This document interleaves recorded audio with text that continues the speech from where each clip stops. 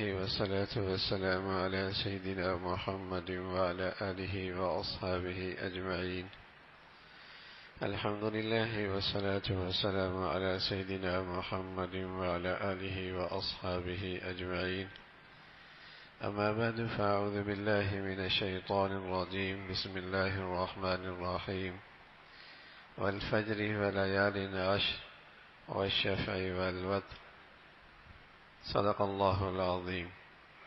اللهم صل على سيدنا محمد وعلى آل سيدنا محمد وبارك وسلم. اللهم صل على سيدنا محمد النبي الأمي وعلى آله وأصحابه وسلم.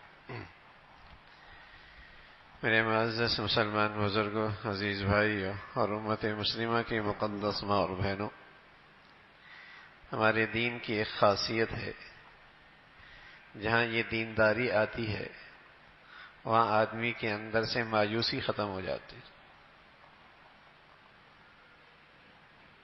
حوصلہ بڑھ جاتا، امید بڑھ جاتی، شکر بڑھ جاتا ہے، اطمینان بڑھ جاتا ہے، اللہ کی ذات پہ بھروسہ اور اعتماد بڑھ جاتا ہے.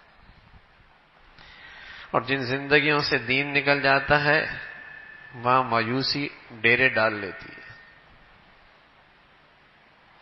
گھر میں مایوسی، معاشرے میں مایوسی، بازار میں مایوسی، اب تو مسجدوں میں بھی مایوسی کی بات ہے. پورا معاشرہ مایوسی کا شکار ہو جاتا ہے.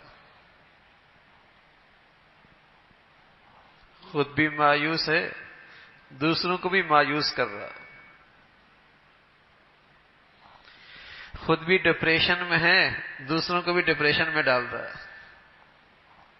زبان پر بات ہی مایوسی کی ہے.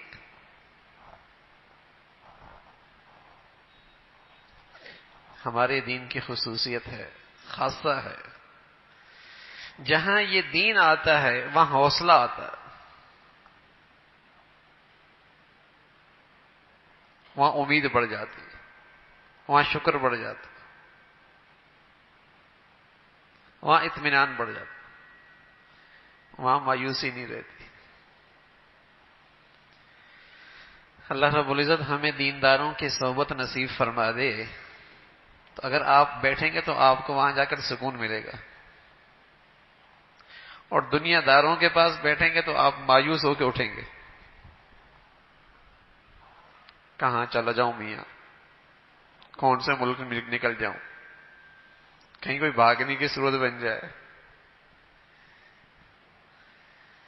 جہاں آپ دینداروں کے پاس بیٹھیں گے، واقعی دیندار ہو، تو وہاں آپ کا اطمینان بڑھ جائے گا، حوصلہ بڑھ جائے گا. اور جہاں آپ دنیا داروں کے پاس بیٹھیں گے وہاں آپ سے مایوس ہو کے اٹھیں گے.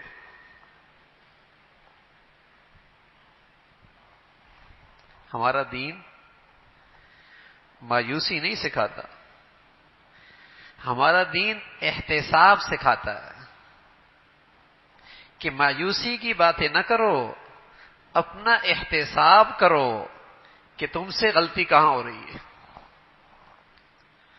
تم اپنی ذمہ داری میں کہاں کوتاہی کر رہے ہو. ہمارا دین یہ سکھاتا ہے،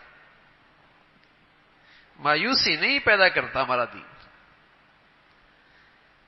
ہمارا دین خود احتسابی کا حکم کرتا ہے کہ میاں یہ سوچو کہ میں کہاں غلط ہوں اور میں اپنی ذمہ داری میں کہاں کوتاہی کر رہا ہوں، اور مجھے جو تعمیری کام کرنا تھا اس میں کتنی تخریب کر رہا ہوں، کتنی خیانت کر رہا ہوں. بحیثیت انسان کے، مسلمان کے، امتی کے، ایک شہری کے، ایک ملک کے فرد کے، جو میری ذمہ داری تھی اس ذمہ داری کو میں کتنا پورا کر رہا ہوں.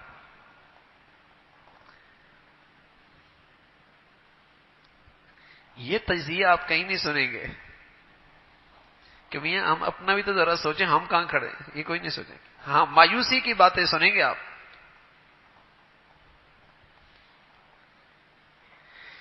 تو ہمارا دین مایوسی نہیں پھیلاتا،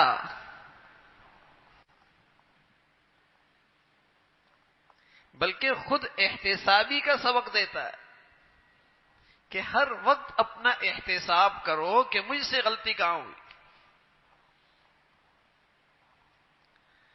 اور یہ بھی یاد رکھیے گا، میری زندگی کوئی اور نہیں خراب کر سکتا. میری جنت بھی میرے ساتھ ہے، میری جہنم بھی میرے ساتھ ہے.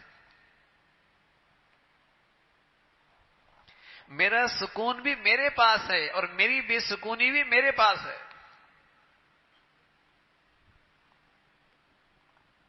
میری بدعملی اور میری گناہوں کی زندگی مجھے بے سکون کر دے گی اور مجھے مایوس کر دے گی، اور واقعی مجھے تقوی اور پرہیزگاری کی زندگی میری زندگی کو جنت بنا دے گی، چاہے وہ جھونپڑی کیوں نہ ہو. وہ سکون لے کے آئے گی، اطمینان لے کے آئے گی.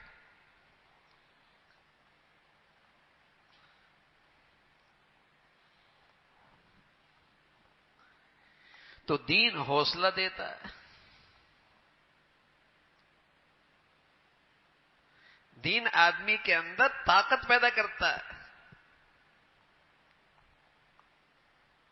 دین آدمی کے اندر قوت پیدا کرتا ہے. اور جب دین زندگیوں سے نکلتا ہے آدمی بزدل ہو جاتا ہے، مایوس ہو جایا کرتا ہے. یہ جو لوگ خودکشیاں کرتے ہیں یہ بہادر تو نہیں ہوتے، یہ بزدل لوگ ہوتے کہ حالات کا مقابلہ نہیں کر پا رہے. دینداری آدمی کو طاقتور کر دیتی ہے، بہادر بنا دیتی ہے، حوصلہ دیتی ہے. تو میرے عزیزو، جس قدر دینداری سے دور ہوتے چلے جائیں گے مایوسیاں بڑھتی چلی جائیں گی.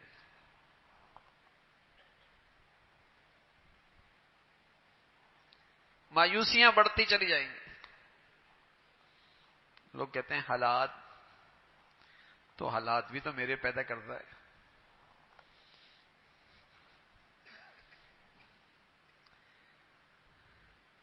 اگر یہ ہمارا ایمان ہو جائے کہ میری دینداری کی درستگی سے میری دنیا بھی درست ہو جائے گی. ہمارے دین کا سبق تو یہ ہے نا کہ دینداری کی درستگی سے دنیا بھی درست ہو جائے گی. لیکن ہمیں یہ کہیں نہیں پڑھایا جاتا. ہمیں بچپن سے لے کر اسکول، کالج، یونیورسٹی، دادی کے ہاں، نانی کے ہاں، گھر میں، بازار میں، مال میں، دفتر میں ایک سبق پڑھایا جاتا ہے. کیا؟ دنیا اگر درست کرنی ہے تو کاروبار اچھا ہونا چاہیے، آمدنی اچھی ہونی چاہیے، بچے برسر روزگار ہونے چاہیے، معاشی حالت اچھی ہونی چاہیے، بینک بیلنس اچھا ہونا چاہیے، آمدنی اچھی ہونی چاہیے، پھر دنیا اچھی ہو جائے گی. یہ سبق ہمیں ہر جگہ پڑھایا جاتا ہے. لیکن یہ سبق کہیں نہیں ملتا ہمیں کہ میری دنیا کی درستگی میری دین کی درستگی کے ساتھ ہے. یہ سبق کوئی نہیں پڑھا.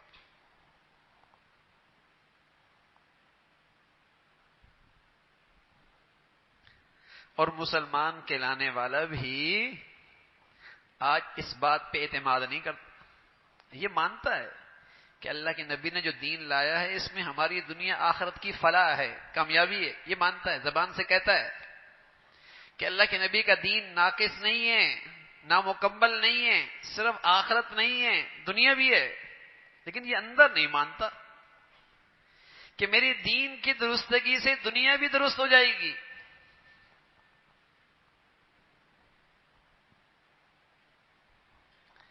اور میری دنیا کی خرابی کی جڑ میری دین کی کمزوری ہے.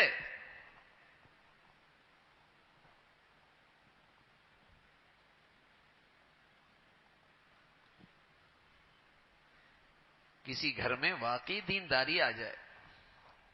ہمارے ہاں دینداری کا تصور ہی غلط ہو گیا نا بھائی. ہم سمجھتے ہیں نماز روزے کا نام دینداری ہے.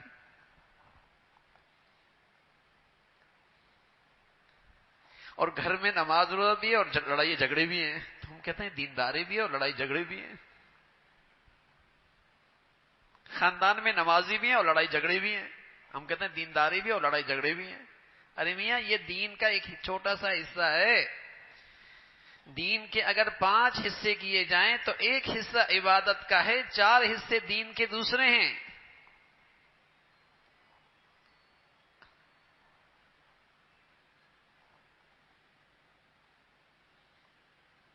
اللہ کی ذات پہ اعتماد، یقین، بھروسہ، معاملات، معاشرت، اخلاقیات،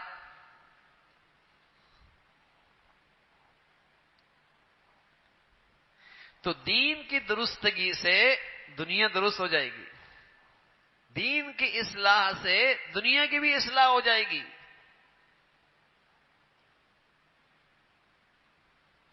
تو ہمارا دین حوصلہ دیتا ہے، مایوس نہیں ہونے دیتا. فرمایا لِكَيْ لَا تَأْسَوْا عَلَىٰ مَا فَاتَكُمْ، جو تم سے چلا گیا اور تمہارے ہاتھ نہیں آیا اور تم سے چوک گیا، اس پہ مایوس نہ ہو.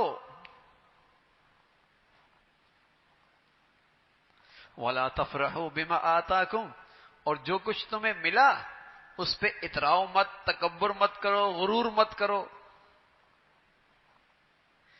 جو چلا گیا صبر کی رکھو، امید رکھو اللہ سے، اس سے بڑھیا چیز مل جائے گی. اور کچھ مل گیا اس پہ شکر کر لو. تمہاری دونوں صورتوں میں جیت ہے. تم دونوں صورتوں میں جیت میں ہو. پھر مایوسی کہیں گی. تو دین میں مایوسی نہیں ہے. اور میرے عزیزو، اپنے آپ کو مایوسی کی باتوں سے دور رکھا کرو، مایوسی کی خبروں سے دور رکھا کرو.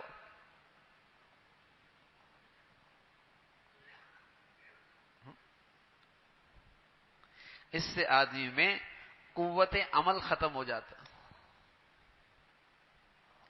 عمل کرنے کا حوصلہ ختم ہو جاتا ہے، قوت عمل ختم ہو جاتا ہے، کچھ کرنے کا حوصلہ ختم ہو جاتا ہے. یہ تو بیماری ہے، یہ تو بیماری ہے. یہ تو کسی معاشرے میں اگر یہ روگ لگ جائے، یہ بیماری ہے، تو بہت ساری صلاحیتوں سے محروم ہو جاتا معاشرہ.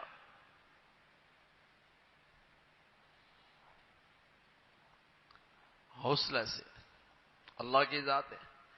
ہاں، کرنے کا کام یہ ہوتا ہے، کرنے کا کام یہ ہوتا ہے اپنا احتساب کہ میں کہاں غلط ہوں. ہم اپنا احتساب نہیں کرتے، ہم دوسروں کا احتساب کر رہے ہوتے.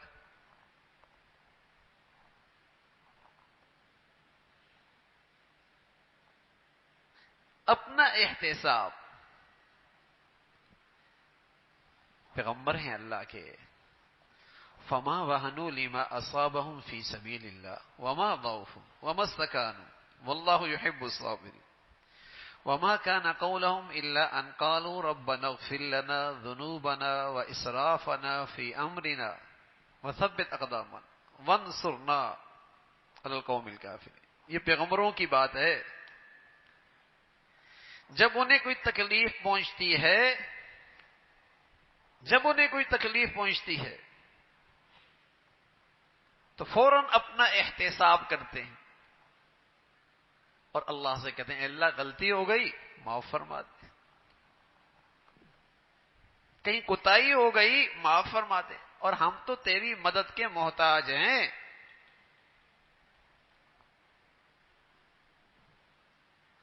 خود احتسابی، اپنا احتساب کر. اس سے آدمی کی زندگی کی مشکلیں دور ہونے لگتی ہیں، مصائب چھٹنے لگتے ہیں، مایوسیاں ختم ہونے لگتی ہیں. خود احتسابی کہ میں کہاں غلط ہو رہا ہوں، اطمینان ہو. اس لیے کہ آپ علیہ الصلوۃ والسلام فرمایا کرتے تھے عجب لامر المؤمن، مومن کا معاملہ تو بڑا ہی عجیب ہے. اس کا تو نقصان ہے ہی نہیں. اللہ اکبر. آدمی مایوس تو تب ہوتا ہے جب اپنا گھاٹا دیکھتا ہے، نقصان دیکھتا ہے. اور اللہ کے نبی فرمانے لگے عجب لامر المؤمن، مومن کا معاملہ بڑا ہی عجیب ہے، اور یہ صرف مومن ہی کا ہے، ایمان والے کا ہی ہے، اور کسی کے ساتھ نہیں ہے معاملہ. اذا اصابه سراء شکر فکان خیرا له وان اصابه ضراء صبر فکان خیرا له.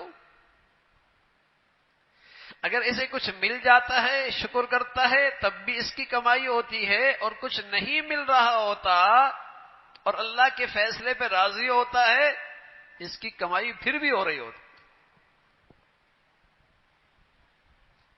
مومن کا کون سا گھاٹا ہے بھائی؟ اس کا تو کوئی نقصان نہیں. تو دینداری میں تو مایوسی ہے ہی نہیں.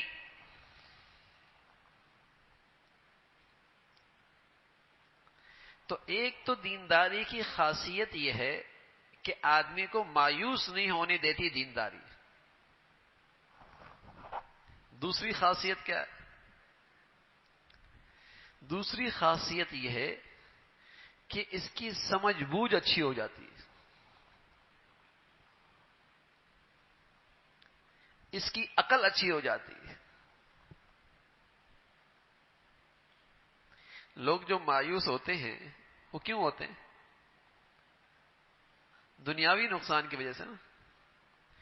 کسی کو آپ اس وجہ سے تو نہیں مایوس ہوتے ہوئے دیکھیں گے کہ دینداری میں کمی ہو گئی اس لیے مایوس ہے.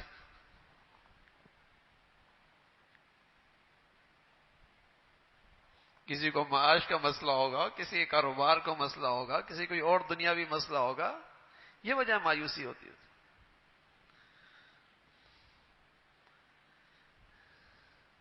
ایک اللہ والا کے ہاں نقصان ہوا تو ایک آدمی تعزیت کے لیے گیا، افسوس کرنے کے لیے. کہا الحمدللہ، اللہ کا بڑا شکر، ایمان سلامت ہے. ایمان کے بعد دوسری بڑی دولت عزت سلامت ہے. عزت کے بعد تیسری بڑی دولت جان سلامت ہے. اب چوتھے نمبر پہ چیز آتی ہے مال. فرمایا مال کا نقصان ہوا ہے، وہ بھی تھوڑا سا ہوا ہے، زیادہ بھی ہو سکتا تھا، اس لیے اللہ کا بڑا شکر ہے.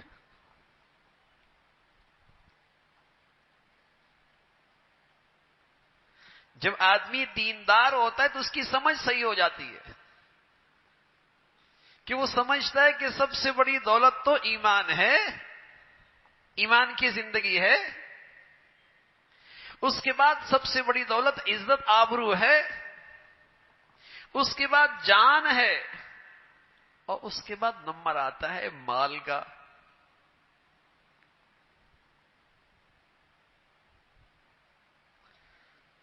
وہ بھی اللہ رب العزت نے جو دے رکھا ہے لاکھوں سے زیادہ دے رکھا ہے.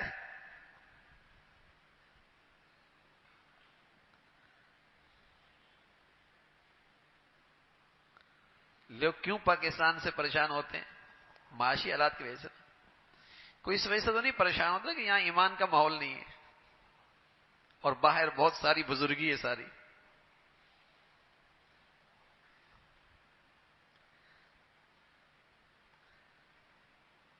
تو جب دینداری نہیں ہوتی تو آدمی کی سوچ بھی صحیح نہیں ہوتی، عقل بھی صحیح کام نہیں کرتی، سمجھ بھی نہیں صحیح کام کرتی. ایمان کا ماحول چھوڑ رہا ہے کس امید سے کہ کچھ دنیا اچھی ہو جائے گی. اور پہلے مسلمانوں کی سمجھ بڑی اچھی ہوتی تھی، وہ دنیا چھوڑا کرتے تھے ایمان کی خاطر. اور آج مسلمان دنیا کی خاطر ایمان کا ماحول چھوڑ رہا ہوتا ہے.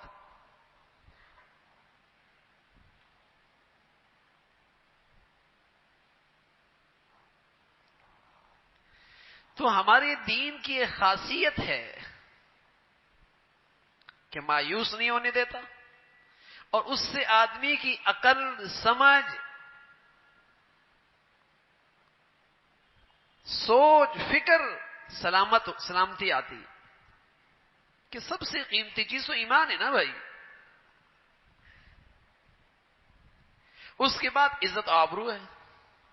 مسلمان کی شان یہی ہے کہ اپنے مال کو خرچ کر دے جان بچانے کے لیے، اور جان کی قربانی دے سکتا ہے اپنی عزت آبرو کی خاطر، اپنے ایمان کی خاطر بھی۔ ایمان کی شان یہی ہے۔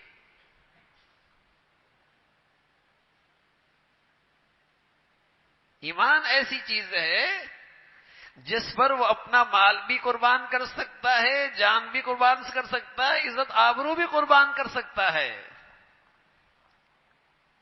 اللہ ہمیں ایسی سمجھ نصیب فرما دے۔ ایمان کی سمجھ تو یہی ہے، دینداری تو یہی سمجھ دیتی ہے۔ جب دینداری صحیح ہوتی ہے تو یہ سمجھ آ جاتی ہے۔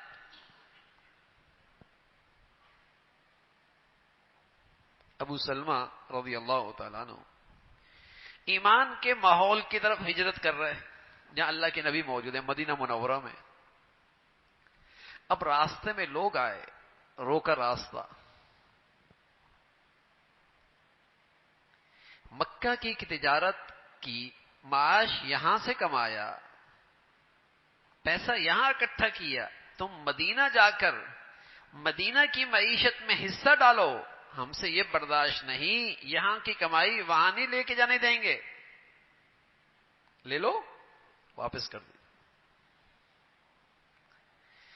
پھر سسرال والے آئے، وہ اپنی بیٹی لے گئے، جانا ہے تو اکیلے جاؤ، ہماری بیٹی نہیں لے کے جا سکتے۔ اپنے گھر کے لوگ آئے جو ایمان سے معروم تھے، جانا ہے تو اکیلا لے کے جاؤ، ہمارے اس چھوٹے بچے کو نہیں لے کے جا سکتے، پوتے کو۔ اب اس حال میں اللہ کے نبی صلی اللہ علیہ وسلم کی خدمت میں پہنچے، لٹتے لٹائے اور اپنی بیتی سنائی، اپنے اس سفر کی بیتی سنائی۔ پیارے رسول صلی اللہ علیہ وسلم فرمانے لگے، یا ابا سلمہ قد ربحت البیع، قد ربحت البیع۔ ابو سلمہ بڑے نفع کی تجارت کی ہے، تم نے تو بڑے ہی نفع کی تجارت کی ہے کہ باقی ساری چیزیں دے کے آ گئے، اپنی قیمتی دولت بچا کے آ گئے، تو نفع کی تجارت ہوئی نا۔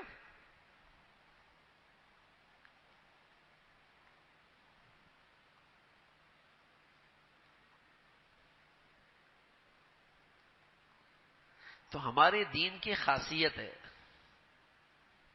مایوس نہیں ہونے دیتا۔ جس زندگی میں دینداری ہوگی وہاں مایوسی نہیں آئے گی۔ کبھی آپ نے نہیں سنا ہوگا کہ بہت اچھا دیندار پرہیزگار آدمی خودکشی کر رہا، یا نشہ آور دوائیں استعمال کرتا ہے، وہ نشے کا عادی ہو گیا ہے، نہیں، کوئی جوڑ ہی نہیں ہے۔ وہ تو بس اوقات روکھی سوکھی کھائے گا اور چٹائی پر بھی میٹھی نیند لے رہا ہوگا، روٹی اور چٹنی سے کھانا کھا رہا ہوگا، اور درخت کے سائے کے نیچے بھی بھرپور نیند لے کے سو رہا ہوگا، اور اس کے پاس پلنگ بھی ہے، ڈرائنگ روم بھی شاندار ہے، اے سی بھی ہے، ہاں، اور بیچارے کو رات بھر نیند نہیں آ رہی، تڑپتی ہوئی گزرتی ہے، بے چینی اور بے سکونی میں گزرتی ہے۔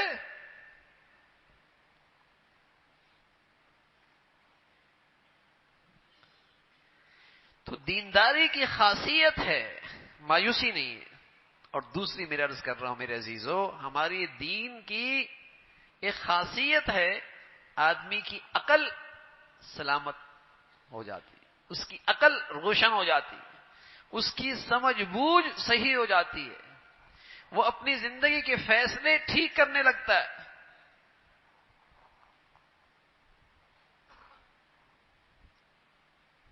ہم تو آنکھوں سے دیکھتے ہیں نا، کچھ لوگ دل اور روح کی آنکھوں سے بھی دیکھتے ہیں، اسے کہتے ہیں بصیرت۔ آنکھوں کی روشنی کو بصارت کہتے ہیں، اور دل اور روح کی روشنی کو بصیرت کہتے ہیں۔ وہ دور اندیش ہوتے ہیں، وہ دور اندیش ہوتے ہیں، وہ دور اندیش ہوتے ہیں، ان کے فیصلوں میں بڑی دور اندیشی، عقل مندی ہوتی ہے۔ آنکھوں میں موتیا آ جایا کرتا ہے تو چیزیں دھندلی دھندلی نظر آتی ہیں، اور بس اوقات موتیا بالکل آدمی کو ایک آنکھ سے محروم ہی کر دیتا ہے۔ دل کے اندر بھی موتیا آتا ہے۔ جب آدمی شہوات کی زندگی گزارتا ہے اور حرام لذتوں میں پڑتا ہے تو اس کے دل کی دنیا پہ موتیا آ جاتا ہے، اندر کا اندھا ہو جاتا ہے۔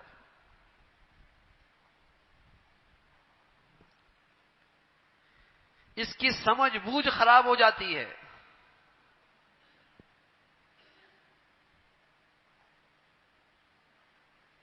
دل کا بھی موتیا ہوتا ہے۔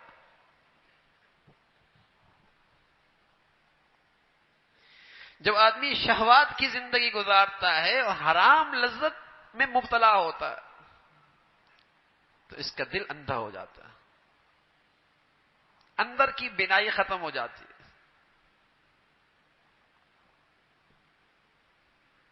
پھر بڑے غلط فیصلے کرتا ہے، بڑے غلط فیصلے کرتا ہے۔ ایسی زندگی جو پتہ نہیں 1 مہینے کی رہ گئی، 1 سال کی رہ گئی، 6 مہینے کی رہ گئی، زیادہ سے زیادہ 10-15 سال کی رہ گئی، اس زندگی کو سنوارنے کے لیے کھربوں سال کی زندگی کو خطرے میں ڈالتا ہے، تو بتائیے اس سے بڑی کوئی حماقت ہوگی؟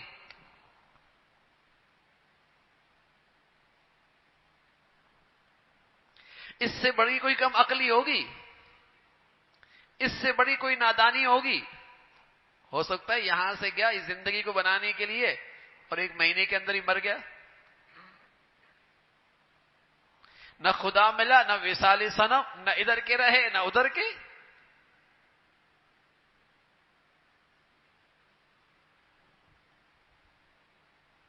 کتنے غلط فیصلہ! لیکن اس کی اندھی عقل اس سے یہ فیصلے کرواتی ہے،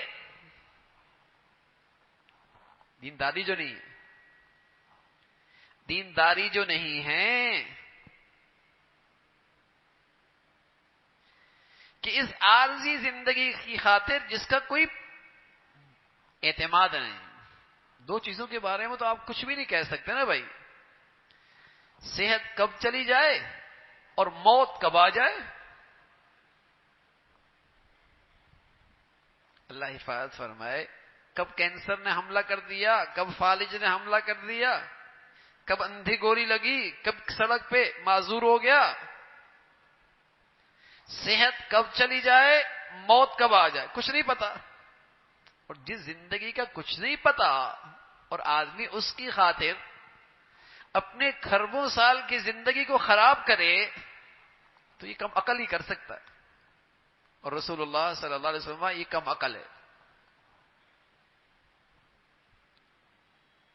فرمایا الکیس من دان نفسہ وعمل لما بعد الموت۔ عقل مند تو وہ آدمی ہے جو اس کو سامنے رکھ کے زندگی گزارتا ہے، اور احمق آدمی نفس کی لذتوں کی خاطر زندگی گزارتا ہے۔ زندگی تو نفس کی لذتوں کی خاطر گزارتا ہے، اللہ کے لیے نہیں گزارتا، اور پھر کہتا ہے وہ زندگی اچھی ہو جائے گی، اللہ بڑا مہربان ہے۔ فرمائیے احمق آدمی۔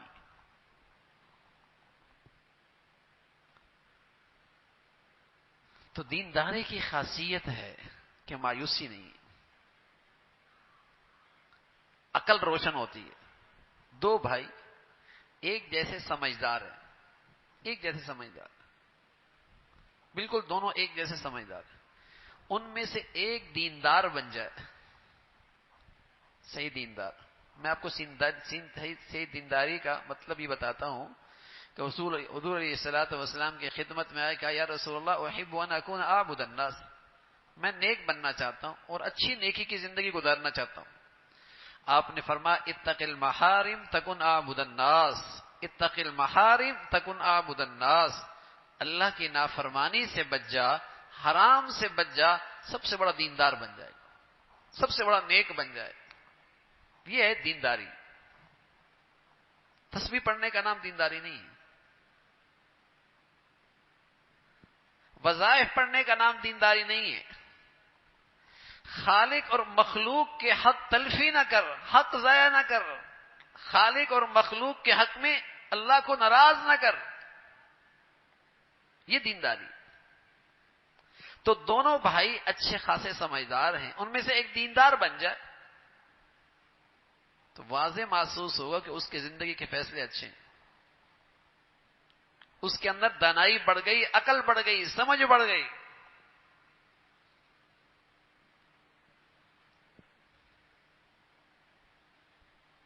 دور اندیشی بڑھ گئی. تو یہ ہمارے دین کی خاصیت ہے کہ دین کی درستگی سے گھر بھی درست ہونے لگتا ہے، گھریلو زندگی بھی درست ہونے لگتی ہے، ازواجی زندگی بھی درست ہونے لگتی ہے.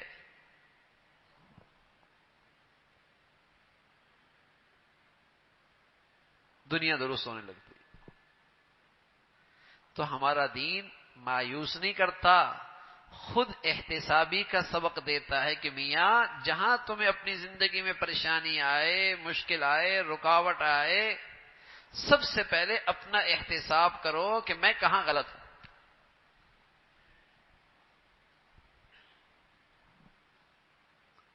مجھ سے کہاں غلطی ہو رہی ہے، اس کا جائزہ لینا چاہیے. پھر اللہ تعالیٰ تو بڑے کریم ہے. سچی بات ہے، اللہ کریم تو بہانے بناتے ہیں نوازنے کے، بہانے بناتے ہیں نوازنے کے کہ میرا بندہ کسی طریقے سے محروم نہ ہو. پیارے رسول صلی اللہ علیہ وسلم فرمایا کرتے تھے رمضان کے بعد نیکیوں کا سب سے بڑا موسم عشرہ ذی الحجہ ہے. رمضان کے بعد نیکیوں کا سب سے بڑا موسم عشرہ ذی الحجہ، یکم سے لے کر 10 ذی الحجہ تک. یہ نیکیوں کا موسم بہار ہے رمضان کے بعد. اور قسم کھائی اللہ والفجر ولیال عشر، 10 راتوں کی قسم. اللہ میاں جب کسی چیز کی قسم کھاتے ہیں تو اس کی شان عظمت بیان کرنی ہوتی، اس کی فضیلت سمجھانی ہوتی ہے.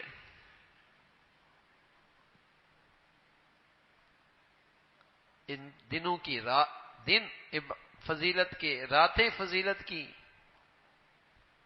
اور خاص طور پہ اس موسم میں اہل ایمان اطراف عالم سے دربار خداوندی بیت اللہ کے ارد گرد اکٹھے ہو رہے ہوتے ہیں، اور وہاں اللہ کی خاص رحمت کا سلسلہ بارش ہے. تو آپ علیہ الصلوۃ والسلام نے فرمایا جو اطراف عالم کے مسلمان وہاں نہیں پہنچ سکتے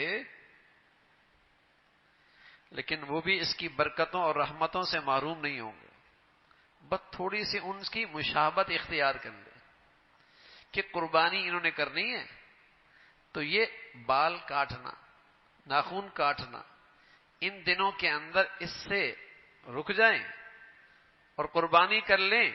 جو رحمت کے سلسلے وہاں ہیں اس سے اطراف عالم کے مسلمان بھی معروم نہیں ہوں گے.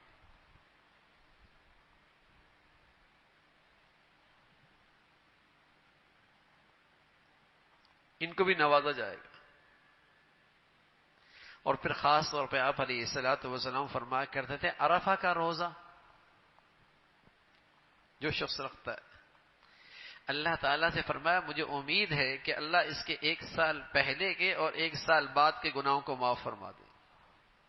نوازنے کے بہانے صغائر اس کے معاف ہو جائیں گے. کبیرہ کے لیے سچی توبہ کر لے. تو ان دنوں کے اندر آدمی کو اپنی نیکی دکھانی چاہیے، اللہ تعالیٰ کو نیکیاں دکھانی چاہیے. رات کے کچھ حصے میں نوافل کا اہتمام بڑھ جانا چاہیے. اور آخری درجہ کیا ہے؟ کیونکہ یہ فضیلت کے رات دن ہے، فضیلت کے رات دن ہے تو کم از کم یہ تو ہو سکتا ہے کہ ان دنوں کے اندر اللہ کی نافرمانی کوئی نہ ہو. تب بھی خالی ہاتھ نہیں ہوگا، تب بھی بڑی کمائی ہو جائے گی.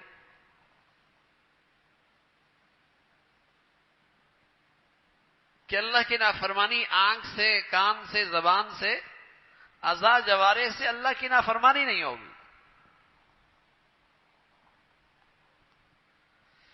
یہ فضیلت کی چیز ہے. تو یہ عشرہ ذی الحجہ نیکیوں کا موسم ہے. ہم اپنا احتساب کریں نا کہ ہم اس 10 دنوں میں کیا بہتر کر سکتے ہیں اور کتنا اور بہتر ہو سکتے ہیں دینداری کے لحاظ سے.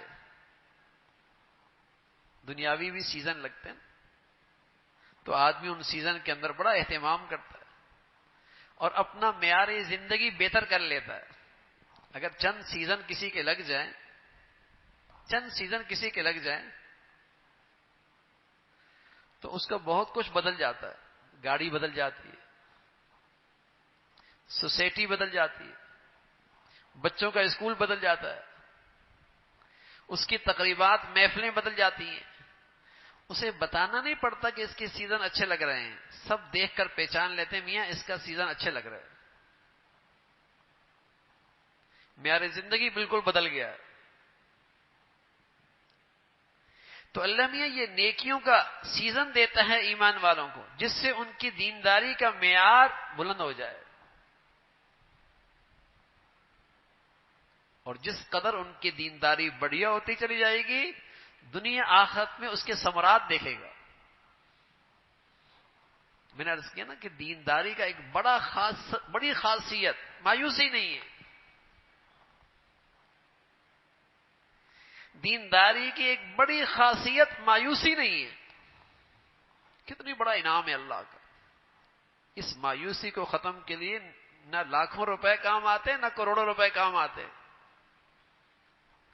آج لاکھوں والا بھی مایوس ہے، کروڑ پتی بھی مایوس ہے،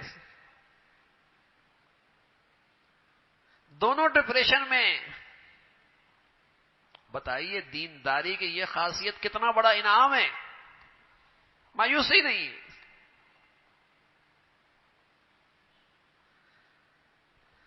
تو دینداری کا معیار بڑا ہو جائے،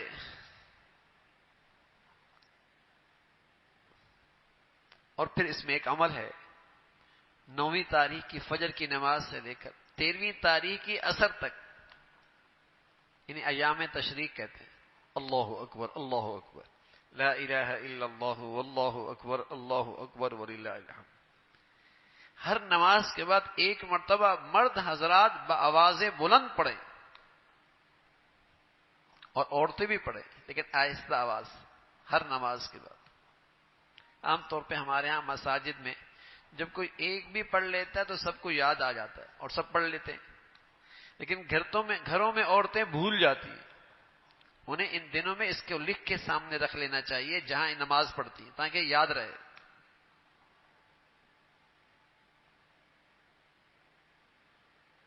یہ ان مخصوص دنوں کی خاص عبادت ہے. پھر حج تو ہے ہی، قربانی بھی اہل ایمان کے لیے. اور ان تمام عبادات میں مسلمانوں کی بڑی تربیت ہے، اہل ایمان کی بڑی تربیت ہے کہ مسلمان رسم و رواج کی پیروی نہیں کرتا، اور نہیں اپنے نفس کی پیروی کرتا ہے، اور نہیں اپنی عقل پہ چلتا ہے. وہ تو اللہ کے حکم پہ چلتا ہے.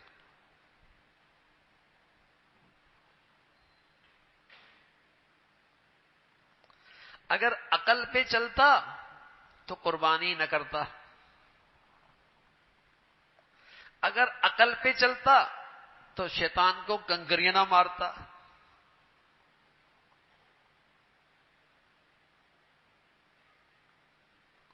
عقل کے لحاظ سے تو کچھ بھی نہیں نا اس میں. اس لیے جو عقل پرست ہوتے ہیں وہ کہتے ہیں قربانی معاشی تباہی ہے. الیاذ باللہ. انہیں قربانی کی عبادت نہیں سمجھ میں آتی، اور جو عقل پرست ہوتے ہیں انہیں شیطان کو کنکریاں مارنی بھی سمجھ میں نہیں آتی. وہ پہلے کہتے ہیں پاکستان جا کر پاکستان کے شیطانوں کو کنکریاں ماریں گے.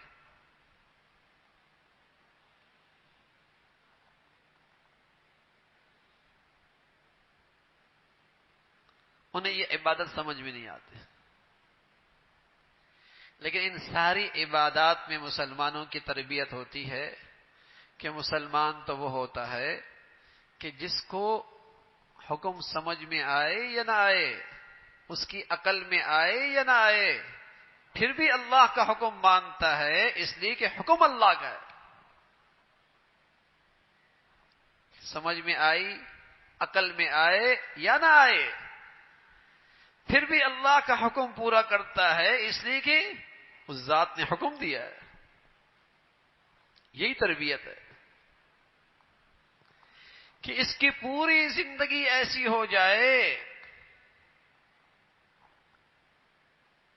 پوری زندگی ایسی ہو جائے کہ نہ تو یہ مالی منفعت دیکھے، نہ اس میں اپنے عقل کے گھوڑے دوڑائے، نہ اس میں اپنی نفس کی خواہشات دیکھے، بلکہ یہ دیکھے کہ اگر اس میں اللہ کا حکم ہے تو اس کے سامنے سر خم تسلیم کر لے.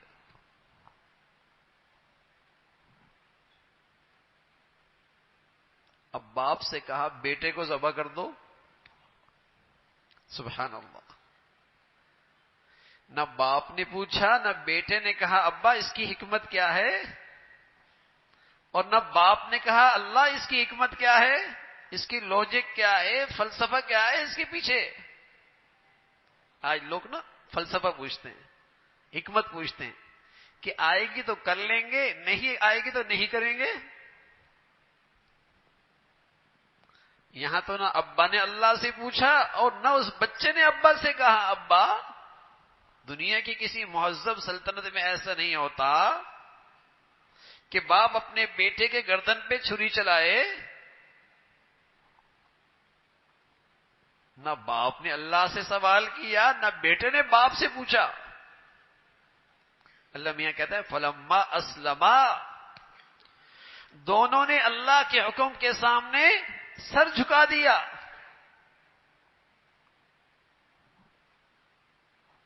باپ بیٹے کو ذبح کرنے کے لیے تیار اور بیٹا ذبح ہونے کے لیے تیار.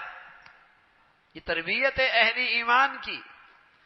اور ان دنوں میں خاص طور پہ اس سبق کو تازہ کیا جاتا ہے کہ جب تم قربانی کر رہے ہو تو قربانی کا یہ سبق یاد رکھو کہ اے اللہ، آپ آج ہم سے اس مینڈے سے اور اس جانور کی قربانی مانگ رہے، اگر آپ ہماری اولاد کی قربانی مانگتے تو تیری خاطر اسے بھی قربان کر دیتے.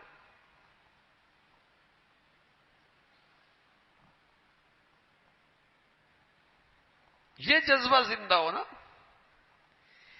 یہ قربانی کی روح زندہ ہو.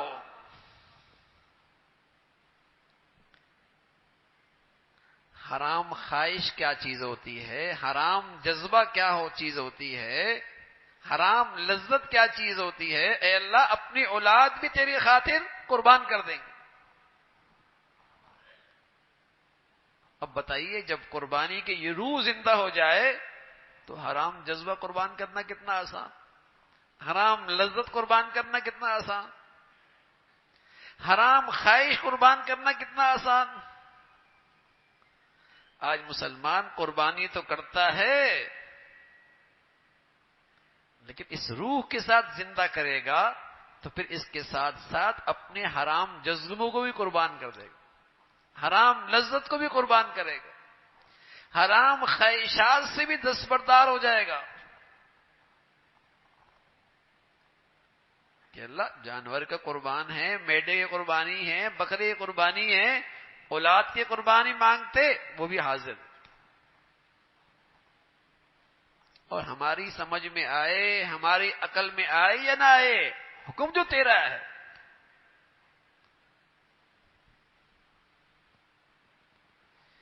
یہی فرق ہے سنت میں اور بدعت میں.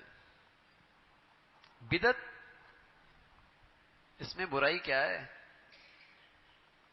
اچھا ہی تو ہے. اس میں غلط کیا ہے؟ قرآن ہی تو پڑھ رہے ہیں. اگر کسی کے مرنے کے بعد ہم نے قرآن پڑھ لیا تو کون سی غلط بات ہے؟ 1 سال کے بعد برسی منا دی، 40 دن کے بعد کر لیا، کون سا غلط کیا؟ ارے میاں یہی تو غلط ہے. کہ اس میں تمہاری خواہش آ گئی، اللہ کا حکم نہیں آیا۔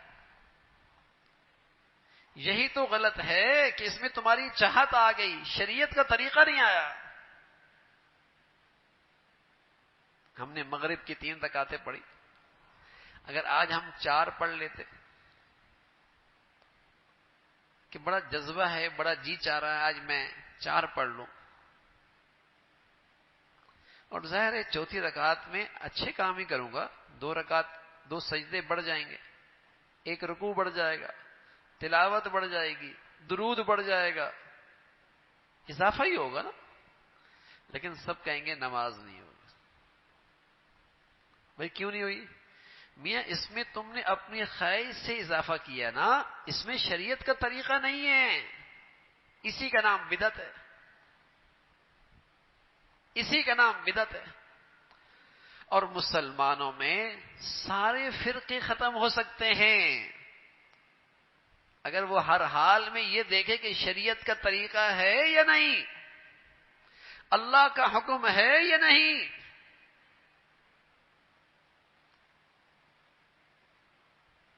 مسلمانوں میں تفرقہ کیوں پیدا ہوتا ہے؟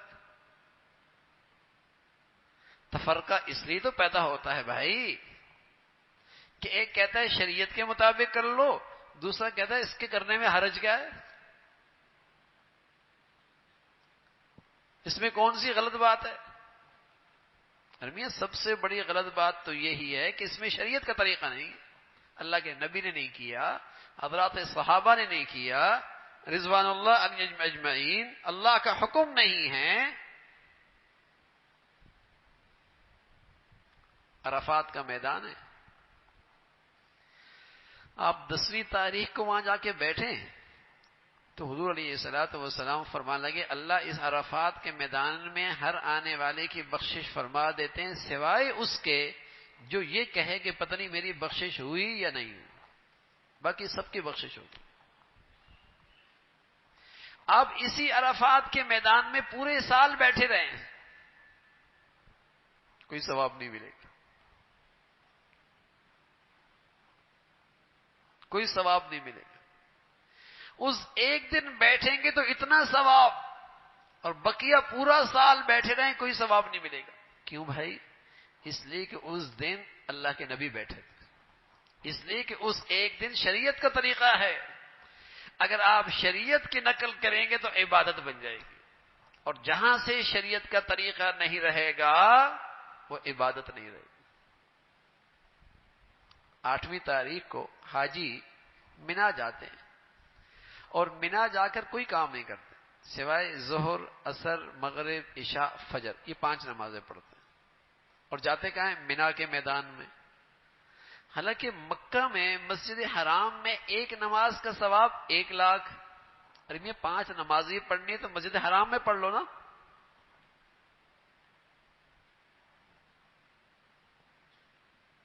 لیکن کہہ رہے نہیں منا میں پڑھنے، ارے بھائی آج بیت اللہ کے سامنے نماز پڑھنے کا اتنا ثواب نہیں ہے جتنا منا میں پڑھنے کا ثواب ہے، اس لیے کہ آج شریعت کا طریقہ یہ کہ آج منا میں نماز پڑھو، کسی جگہ میں کچھ نہیں رکھا، کسی جگہ میں کچھ نہیں رکھا، جو کچھ رکھا ہے اللہ کے حکم میں رکھا۔ 10ویں تاریخ کو عرفات میں حاجی مغرب کی نماز نہیں پڑھتے، مغرب کی نماز نہیں پڑھتے۔ ایک آدمی ساری زندگی نماز کا پابند ہے اور نماز وقت میں پڑھتا ہے، آج کہا جا رہا آپ نے مغرب کی نماز نہیں پڑھنی، مغرب کی نماز مغرب کے وقت چھوڑ دینی ہے، مزدلفہ چلے جاؤ اور وہاں جا کر عشاء کی نماز کے ساتھ مغرب پڑھنا۔ سبحان اللہ۔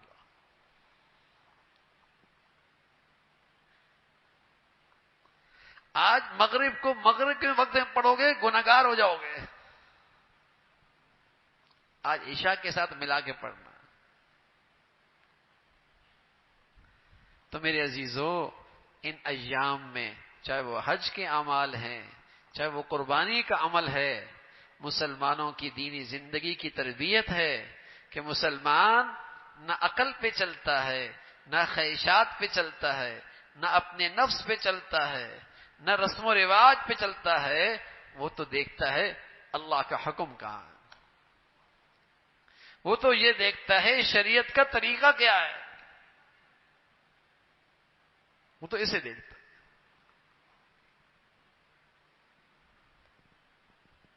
اللہ کا حکم پورا کرنا ہے، اور اللہ کے حکم پورا کرنے کا نام عبادت ہے،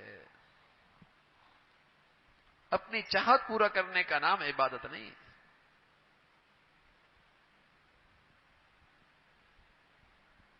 سورج نکل رہا ہے اور اس کا بڑا جی چاہ رہا ہے، بڑی خشوع کے ساتھ نماز پڑھ رہا، بتائیے نماز ہو جائے گی؟ کوئی غلط کام تو نہیں کیا؟ لیکن اس وقت اللہ کے نبی نے منع فرمایا، تو وہ رکوع، وہ سجدہ، وہ قرات، وہ سب چیزیں عبادت نہیں ہوں۔ کیوں؟ شریعت کا طریقہ نہیں۔ تو میرے عزیزو، یہ فرق ہے سنت میں، یہ فرق ہے دینداری میں، یہ فرق ہے عبادت میں، اور یہ فرق ہے بدعت میں، کہ دینداری، سنت، عبادت وہ ہوتی ہے جس میں اللہ کا حکم ہو، شریعت کا طریقہ ہو، اور بدعت وہ ہوتی ہے جس میں شریعت کا طریقہ نہ ہو، جس میں اللہ کا حکم نہ رہے، وہ بدعت بن جاتی ہے۔ تو ان قربانی کے دنوں کے اندر میرے عزیزو، ہم نے اپنی دینداری میں اضافہ کرنا، اپنی دینداری میں اضافہ کرنا، اور خاص طور پر قربانی شوق سے کرنی چاہیے، شوق سے کرنی چاہیے، بوجھ سمجھ کے نہیں، سعادت سمجھ کے کرنی چاہیے۔ گھر والوں پر ایک قربانی نہیں ہوتی، اگر گھر میں بیٹا بھی ہے، بیٹی بھی ہے، بیوی بھی ہے، شوہر بھی ہے، اور سب صاحبی حیثیت ہیں، سب پہ قربانی ہے، ان پر تو قربانی ضروری، لیکن اللہ نے خوشحالی دی ہے، اللہ کی نبی نے اپنی امت کی طرف سے قربانی کی ہے، آج امتی اپنی نبی کی طرف سے قربانی کرتا، جانے والے ماں باپ کی طرف سے اصال ثواب پہ قربانی کرتا ہے، اپنی نابالغ اولاد کی طرف سے نیکی کی نیت سے قربانی کرتا ہے، اس لیے کہ یہ کمائی ایسی ہے کہ 3 دنوں کے علاوہ اس نیکی کی پھر موقع نہیں ہوتا۔ نفلی روزے آپ پورے سال رکھ سکتے ہیں، نفل آپ پورے سال پڑھ سکتے ہیں، نفلی عمر آپ پورے سال کر سکتے ہیں، لیکن یہ قربانی کی عبادت صرف 3 دن ہو سکتی، تو پوری خوشی کے ساتھ۔ اور سبحان اللہ، پہلے زمانے میں بادشاہوں کے پاس جب کوئی عام آدمی بڑا تحفہ لے کے جاتا تھا، سونے، ہیرے، جواہرات، تو بادشاہ اس پہ ہاتھ رکھ دیا کرتا تھا، اور ہاتھ رکھ کے کہتا تھا بس اب تم لے جاؤ، میں نے قبول کر لیا، یعنی میرا ہاتھ رکھ لینا یہ میں نے قبول کر لیا، اور چونکہ تم میرے سے زیادہ ضرورت مند ہو اس لیے اسے تم استعمال کرو، قبول بھی کر لیا، واپس بھی کر دیا۔ تو میرے عزیزوں، قربانی بھی ایسے ہی نذرانہ ہے، بندہ اپنے دل کے اخلاص کے ساتھ اللہ کے سامنے یہ قربانی پیش کرتا ہے، جیسی خون کا قطرہ گرتا ہے اللہ میاں ہاتھ رکھ لیتے ہیں، میں نے قبول کر لیا، اور پھر کہتا ہے اب یہ نذرانہ میری طرف سے تمہارے لیے تحفہ ہے، اس کا گوشت تم استعمال کر لو۔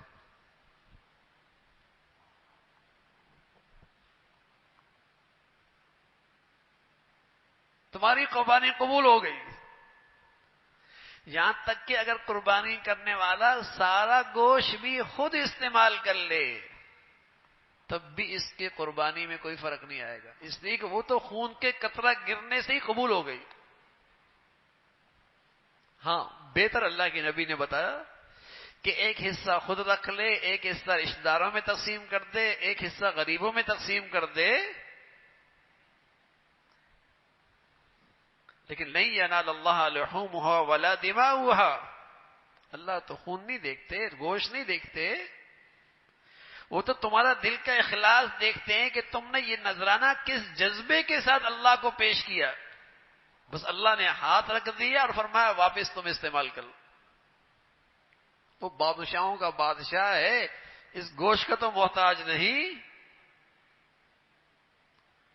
وہ تو تمہارے دل کے سچے جذبے کو دیکھتا ہے. اب جس قدر تمہارا جذبے میں اخلاص ہوگا، اللہ تعالیٰ کو راضی کرنے کا جذبہ ہوگا، اتنا ہی تمہیں اس قربانی کی برکتیں ملیں گی. ایک ایک بال کے بقدر تمہیں نیکیاں ملیں گی. کتنے بال ہوں گے؟ فرمایا جتنے ہوں گے. فرمایا یا رسول اللہ اگر بال نہ ہو، اون ہو، وہ تو اور گاڑی ہوتی ہے. فرمایا ہر اون کے ہر بال کے بدلے میں اللہ نیکی عطا فرمائیں گے.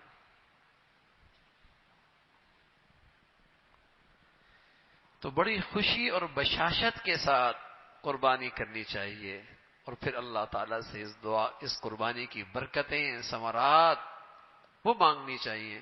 اللہ رب العزت بھائی ان مبارک دنوں میں اپنی عبادت کی ہم سبھی کو توفیق نصیب فرمائے، اور اس کی جو روح ہے عبادات کی ان دنوں کی، اللہ وہ روح بھی ہم سب کو نصیب فرمائے. وآخر دعوانا الحمدللہ رب العالمین. اگلا آنے والا اتوار وہ قربانی سے پہلے کا ہے. عام طور پہ آپ لوگ قربانیاں خریدنے جاتے ہیں اتوار کا دن، تو اس اتوار کو بھی بیان نہیں ہوگا. اس سے اگلا اتوار عید کا تقریباً اتوار ہوگا، تو اس میں بھی بیان نہیں ہوگا. پھر اس کے بعد جو اگلا اتوار ہوگا اس میں بھی نہیں ہوگا، اس لیے کہ ہم سفر میں جا رہے ہیں. تو گویا کہ 3 اتوار بیان نہیں ہوگا. چوتھا اتوار کیا تاریخ بنی؟ چوتھا اتوار جو انشاءاللہ 16 جولائی ہوگی، چوتھا جو جولائی ہوگی انشاءاللہ 16 اتوار کو انشاءاللہ اس میں حاضری ہوگی اور اس میں انشاءاللہ بیان ہوگا. تو عید سے پہلے والا اتوار، اور پھر عید کا دن کا جو دنوں میں جو اتوار آتا ہے، اور اس کے بعد ایک اتوار اس کا ناغہ ہوگا، اور پھر چوتھے اتوار کو یعنی تقریباً 16 جولائی جو بنے گی انشاءاللہ اس میں بیان ہوگا. سبحانک اللہم و بحمدک، نشہد ان لا الہ الا اللہ، نستغفرک و نتوب الیک. لا الہ الا اللہ الحلیم الکریم، سبحان اللہ رب العرش العظیم. نسألك موجبات رحمتك وعزائم مغفرتك والغنيمة من كل بر والسلامة من كل إثم. اللهم لا تدع لنا ذنبا إلا غفرته، ولا هما إلا فرجته، ولا حاجة هي لك رضا إلا قضيتها يا أرحم الراحمين. يا حي يا قيوم برحمتك نستغيث، أصلح لنا شأننا كله ولا تكلنا إلى أنفسنا طرفة عين. يا حي يا قيوم برحمتك نستغيث، أصلح لنا شأننا كله ولا تكلنا إلى أنفسنا طرفة عين. یا ارحم الراحمین، جو کچھ کہا سنا عمل کی توفیق نصیب فرما. ایمان والی، عافیت والی، صحت والی زندگی عطا فرما. یا ارحم الراحمین اپنے پسند کا جینا نصیب فرما، کلمے والی موت نصیب فرما. اپنے فضل سے تمام حاضرین حاضرات، سامعین سامعات کی تمام جائز حاجات کو پورا فرما، مشکلات کو آسان فرما، پریشانیوں کو ختم فرما. اپنے فضل سے ہم سب کے لیے پورے دین پہ چلنا آسان فرما. یا ارحم الراحمین ہمیں ہر قسم کے ظاہری باطنی گناہوں سے محفوظ فرما. اے مولا کریم ہمیں حقوق اللہ اور حقوق العباد اے اللہ پورے طور پہ عمل کی توفیق عطا فرما. ہمیشہ ہمیں نفس اور شیطان کے شر سے محفوظ فرما، برے لوگوں سے، برے دوستوں سے، بری صحبت سے محفوظ فرما. اے مولا کریم دینداری کی برکات نصیب فرما. یا ارحم الراحمین پورے دین پہ چلنا ہم سب کے لیے آسان فرما. اپنے گھروں میں دین کو زندہ کرنے کی توفیق عطا فرما. اپنے معاملات معاشرت کو دین کے مطابق ڈھالنے کی ہمت اور توفیق عطا فرما. بری زندگی سے، بری موت سے، حالات سے محفوظ فرما. اے مولا کریم اعضاء کی سلامتی اور ایمان کی سلامتی عطا فرما. اعضاء کی معذوری سے محفوظ فرما، ایمان کے خطرات سے محفوظ فرما، بری زندگی سے، برے حالات سے، برے لوگوں سے محفوظ فرما. یا ارحم الراحمین ہمیشہ حلال عطا فرما، برکت والا عطا فرما.